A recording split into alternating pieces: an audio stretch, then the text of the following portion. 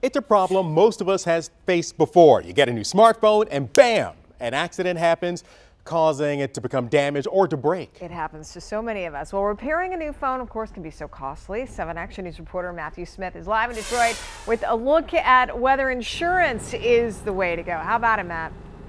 Well, it really depends on what boat you're in and how often you're maybe putting your phone at risk. You know, we've all seen the signs and how expensive it is to actually repair a phone. So Consumer Reports is taking a closer look at whether insurance is worth the cost.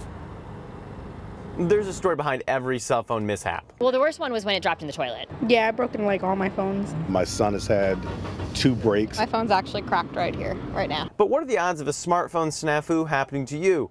Well, in a recent survey, Consumer Reports found that over the last 2 years, half the folks they surveyed had at least one major incident with a phone in their household. And if there are kids in the house, that goes up to 81%.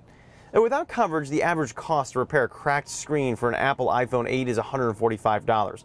A Samsung Galaxy S8 Plus, $277. Phones in general now are more expensive because they have more sophisticated components, which means if you break it, it's going to cost you a lot more to fix it. Apple and Samsung sell their own protection plans. Apple Care Plus for an iPhone 8 costs $129 and $199 for the iPhone 10.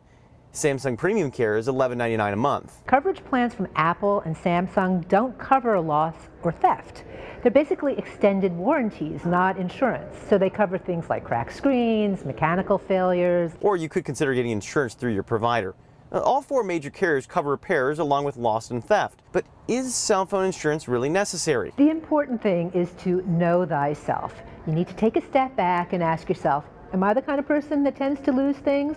Do I have teenagers who tend to lose or break things? Consumer Reports rule of thumb, if you feel like within a 2-year period you're likely to have 2 or more incidents, you may want insurance.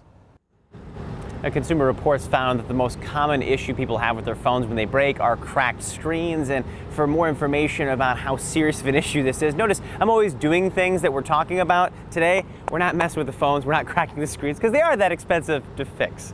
For now, we're live in Detroit this morning. Matthew Smith, 7 Action News. I was half expecting you to take the car and drive over it just to show it, but don't do it, don't do it. 2 hands on the phone, 2 hands on the phone, Matt.